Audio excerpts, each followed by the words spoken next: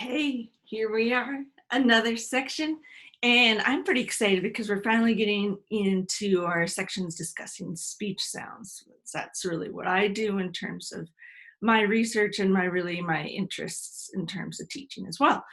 So we're going to start off this section on vowels by just briefly identifying what a vowel is. And vowels are vocal sounds that are produced by a relatively free passage of air through the larynx and the oral cavity.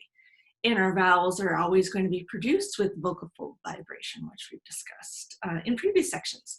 In our next section, we will discuss consonants, which are speech sounds that are produced with one or more areas of the vocal tract being narrowed to some degree of constriction, either a full constriction or a partial constriction, but there is constriction.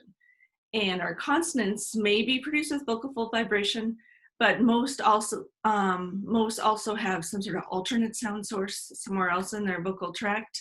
And then, of course, there's some consonants that are not produced with vocal fold vibration. But before we get into the nitty-gritty of vowels, let's get into that acoustic theory of speech sound production. And so the source filter, or acoustic theory of speech production, states that the speech sound pressure wave is a result of the resonant characteristics of the vocal tract acting upon the source characteristics of the signal that are generated by the vibrating vocal folds. So essentially, your vocal folds are creating energy in that airstream, and all the resonant characteristics of your vocal tract are going to change and shape that into the different sounds that we have. So they don't always just sound blah, okay? We'll just leave it at that for now.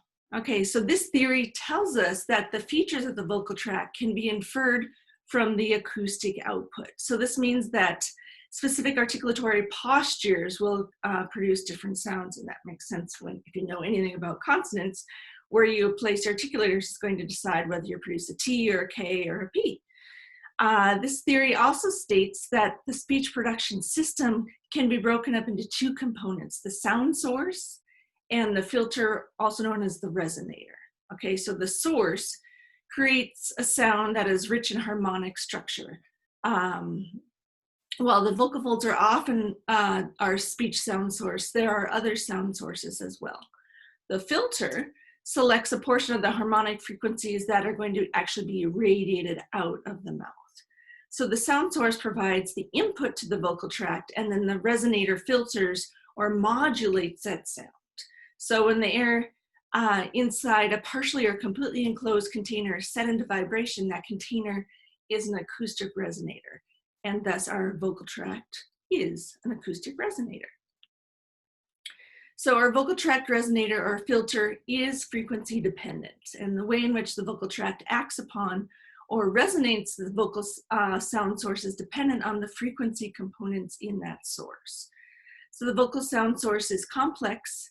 It's, when it comes from the vocal folds, it's a nearly periodic wave composed of fundamental frequencies and harmonics. The vocal tract resonates the sound source signal by allowing certain frequencies to pass through that filter with a greater amplitude than other frequencies. And the characteristic resonances of the vocal tract are those frequencies that are selected for radiating out of the mouth. So these characteristic resonances are referred to as the formants. So each sound will have specific formants that are allowed to pass through. And again, those are often dictated by the shape of your vocal tract. Okay, so for our acoustic or sound filter theory, the spectrum of the sound pressure wave at some distance from the lips is a product of the spectral characteristics of the glottal volume, the velocity, the vocal tract transfer fund. Let's try that again. So the spectrum of the sound pressure wave at some distance from the lips is a product of the spectral characteristics of the glottal volume, velocity, the vocal tract transfer function, my goodness, why do I want to say fun? The vocal tract transfer function, and the radiation characteristics of the oral cavity opening at the lips. Okay, so here, the F indicates that all parameters are expressed as a function of frequency. So to start our discussion of the acoustic theory, it's easiest to start with an idealized waveform rather than an actual glottal waveform that would actually be produced by the vocal folds. So here is an idealized triangular wave that in theory contains an infinite number of harmonics. And each harmonic is an odd numbered multiple of that fundamental frequency. And remember that the glottal volume velocity is the volume of air flowing through the glottis as a function of time. And recall that our Fourier transformation decomposes the nearly periodic complex wave into its spectral components, the fundamental frequency and all of its harmonics. So as you go up in harmonic frequency, each harmonic decreases in amplitude, and we see that here. Each harmonic decreases in amplitude at a rate that is proportional to the inverse square of the harmonic number. We're not going to get into that too much, but there is a specific formula that dictates how those harmonics are decreasing. And the decrease in harmonic amplitude with increasing frequency of the harmonics is referred to as the roll-off of the spectrum. So in this idealized triangular wave, the roll-off is 12 decibels, 12 dB per octave. In an actual glottal waveform, that roll-off could be similar to this triangular wave, or it could not. Regardless of the actual roll-off value, that roll-off of the sound spectrum, that is the decrease in the amplitude of successively higher harmonics, will always decrease uniformly. So whether it decreases at the 12 dB or 10 dB or 13 dB, it is a uniform decrease across the harmonics. Okay, so what specifies the shape of the glottal volume velocity waveform and its spectral contents? So remember that the closure of the vocal folds during vibration is critical to the production of that sound pressure wave. So this means that the phonatory glottal closure contributes substantially to the spectral characteristics of the glottal volume velocity. So the faster the cutoff of the airflow, which corresponds to faster vocal fold closure, the greater the excitation of the column of air in the vocal tract. And so while the actual relationship between the harmonic amplitudes does vary, lower frequencies generally dominate. So this means that the glottal volume velocity waveform contains a large amount of energy in those lower frequency harmonics. And that's what we see in something like this. Okay, so a formant is a concentration of energy around a particular frequency in that acoustic wave. So formants are very important because they shape our perception of vowels, and specifically vowels. Some are consonants, but really are vowels. The length in the cross section of our vocal tract determines the resonance characteristics of our vocal tract. So the resonance characteristics of the vocal tract are also referred to as the transfer function. Okay, so you just think transfer function, vocal tract resonance, that's what we're talking about. I don't know why we can't just use that term, but vocal tract function, there we go. So to simplify this vocal tract transfer function, we will simplify our vocal tract into a uniform tube that is closed at one end by the vibrating vocal folds and open at the other end at our lips. So in this situation, the cross-sectional area of the vocal tract is fairly uniform along the entire length. The bend at the back of the mouth at that oropharynx area doesn't really affect the resonant characteristics. So for this uniform vocal tract, the resonances are a function of the length of the tube. So the tube will resonate energy at the frequency that has a wavelength 4 times the length of the tube.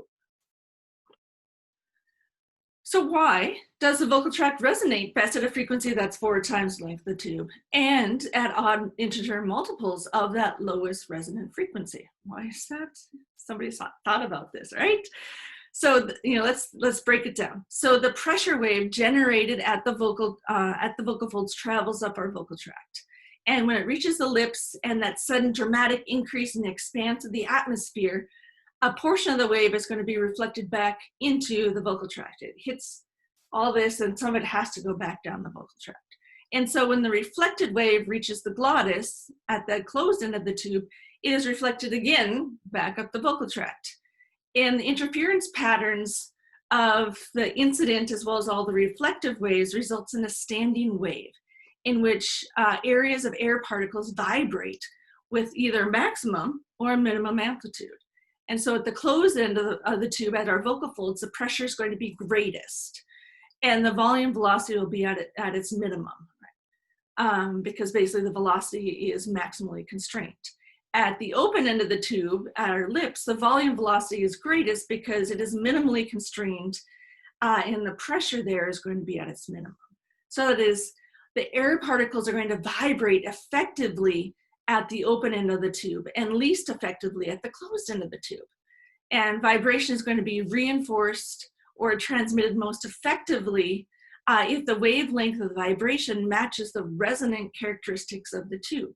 So therefore, the frequencies at which the wavelengths have a maximum velocity and a minimum pressure at the tube opening will be transmitted most effectively. Okay.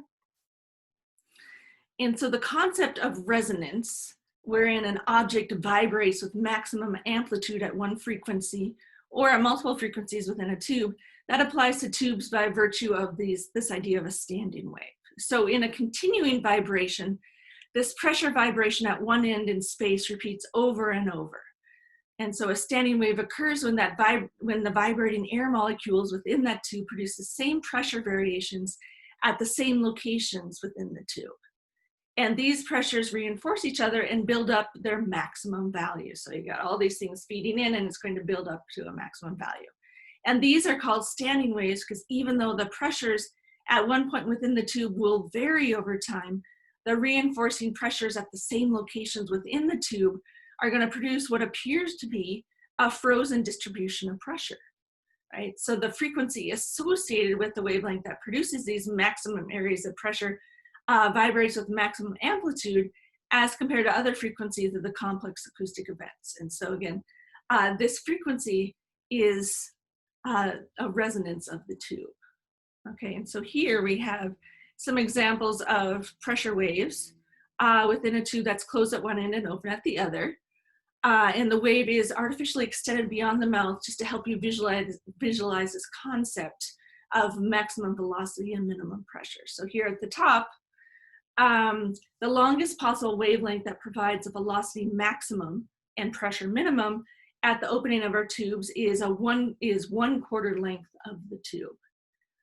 Right. In the middle here, the wavelength that is 3/4 the length of the tube also provides a volume velocity maximum at that open end. Again, open end refers to our lips.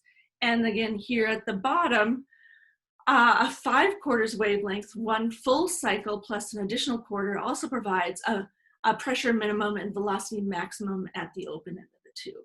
And note that each progressively higher frequency wavelength is that odd multiple integer of the lowest frequency. So we have 1/4, 3/4, 5/4, 7/4, so on and so forth. Okay, so let's apply this principle to the vocal tract. The nodes are the regions of volume velocity minimum, where particle vibration is at its minimum and the pressure is at its maximum. The antinodes are the regions of volume velocity maximum, where pressure vibration is at its minimum and pressure is at its minimum. So therefore, an antinode is located at the oral cavity opening. So we have an oral cavity antinode at the oral cavity opening to the atmosphere, and a node is located at the glottis. And so when we refer to our formants, F1, the first formant, the lowest resonant frequency of the vocal tract, has a wavelength that is 4 times the length of the vocal tract. It contains one node at the glottis and one antinode at the lips. F2, or the second formant, is the first odd multiple of the lowest formant frequency, and it has a wavelength that is 3/4 the length of the vocal tract. F3, the third formant, is our second odd multiple of the lowest formant frequency, and it has a wavelength that is 5/4 the length of the vocal tract. Okay, and so while we've been talking about that vocal tract as, you know, a theoretical straight tube, that is not actually what is happening in the vocal tract. Different vocal tract postures are defined by degrees of constriction located at various points along that vocal tract due to the movement of all of our articulators.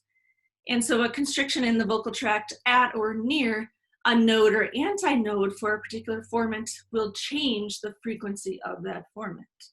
And we've talked about perturbation as a disturbance. And here perturbation is synonymous with constriction. Okay, so a constriction at or near an antinode, at which point the volume velocity is at a maximum and the pressure is at a minimum, is going to lower the frequency of the formant. So formants, in this case, are going to be lower than bilabial constriction, such as lip rounding, because we are going to constrict and constrain the opening of the vocal tract. On the other hand, our formants are going to be raised by lowering the mandible and increasing our mouth opening, because all of a sudden now our mouth opening is larger, and that's going to raise our frequencies.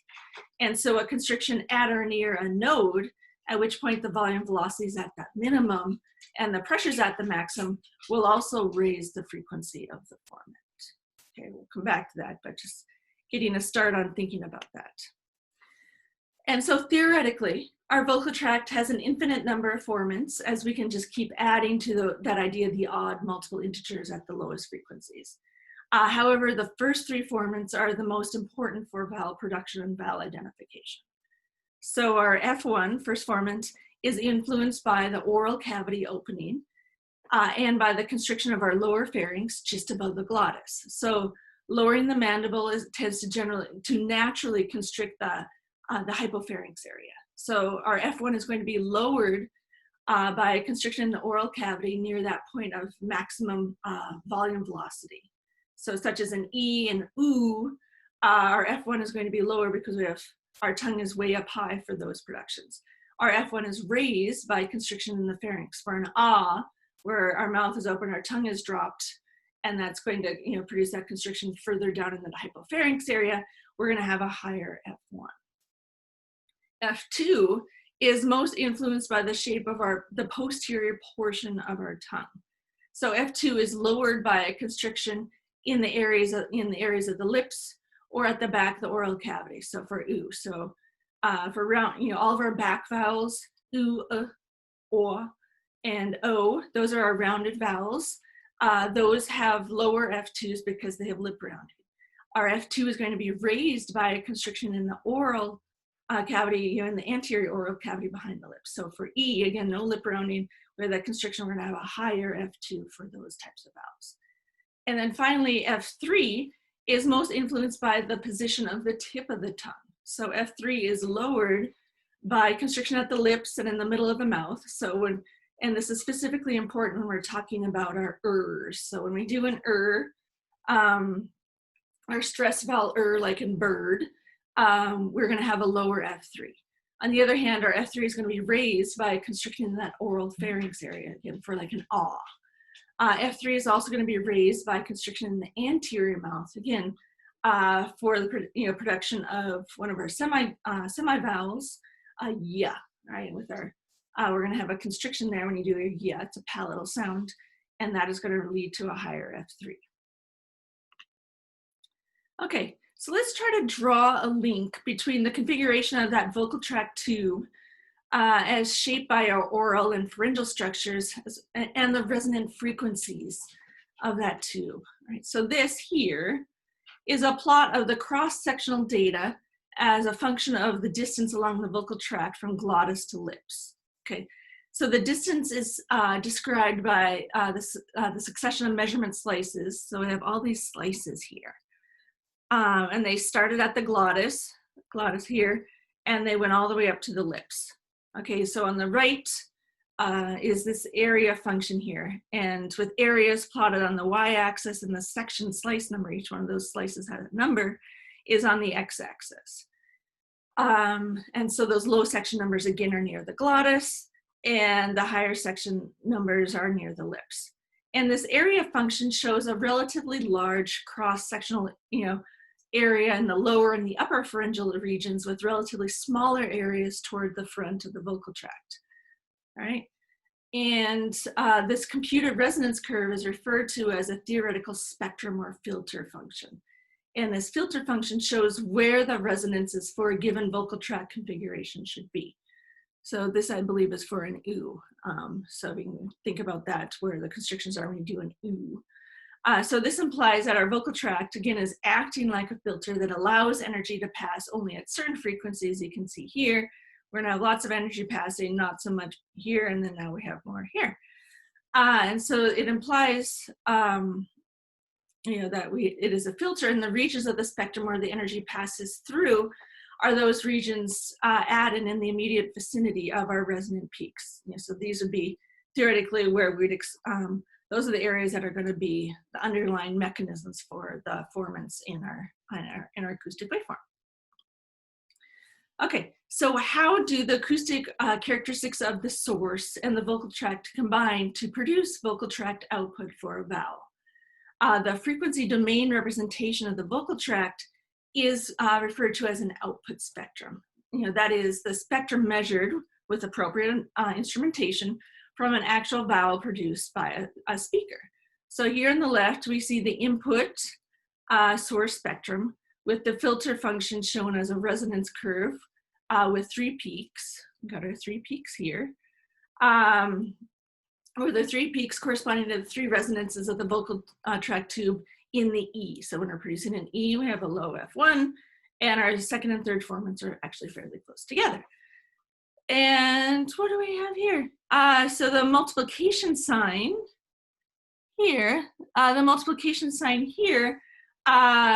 between the input spectrum and the filter spectrum are going to be what, basically we're taking our input spectrum and our filter spectrum, and together those are going to contribute to producing our output spectrum. So basically this is just another way of understanding the shaping of that input source by the filter function. The harmonics in the input spectrum are shaped by the filter function. You can see how those harmonics increase and decrease in amplitude. And at resonant frequencies of the filter function, energy in the input source spectrum is strongly multiplied and appears in the output spectrum as prominent energy components. And at valleys in that filter function, energy in the input source spectrum is multiplied weakly or not at all, and does not appear to really impact that output spectrum. They're going to appear just as weak resonances in the output spectrum.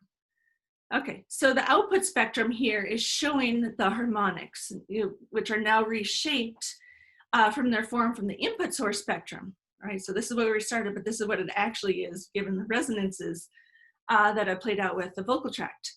And note that in the glottal source spectrum here, there's that systematic decrease in harmonic amplitude as that frequency increases. But you can see in our output spectrum, some of our higher frequency harmonics have greater relative amplitude than some of those lower frequency harmonics. And again, this is because the shaping of the input source spectrum by that filter function is going to emphasize some of those higher frequency harmonics, while it de-emphasizes some of those lower frequency harmonics.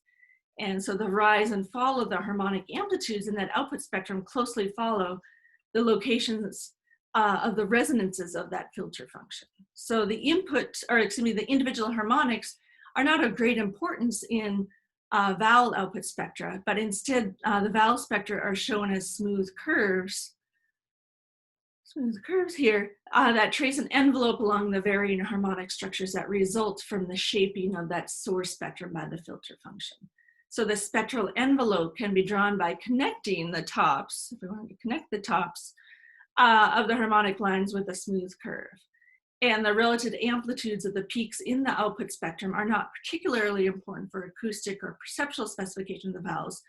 So the frequency locations of the measured peaks, the formant frequencies, these peaks, these guys, those are the peaks. Those are how we typically describe and identify our vowels. So we're focusing on those peaks. And that's the end of this.